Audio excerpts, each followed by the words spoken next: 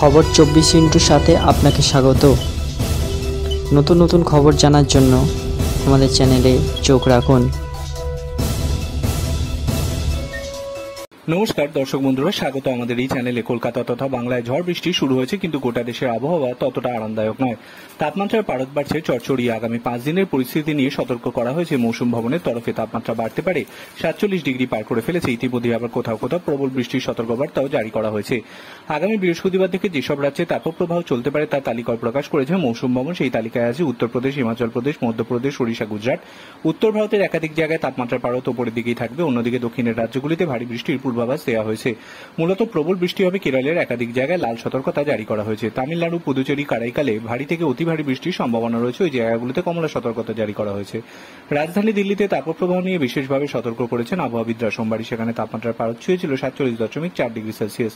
শুধুমাত্র দিল্লি নয়, গোটা দেশের মধ্যে এটাই ছিল সর্বোচ্চ তাপমাত্রা। সেখানে সরকারি বা বেসরকারি সব স্কুলই আপাতত বন্ধ রাখার পরামর্শ দেওয়া হয়েছে।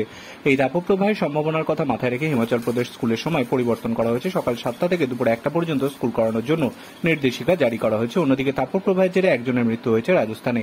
উত্তরপ্রদেশে এক ব্যক্তির মৃত্যু হয়েছে কোটায়। একটি হোটেলের কাছে তার উদ্ধার হয়ে দেওয়া হয়। Bureau report.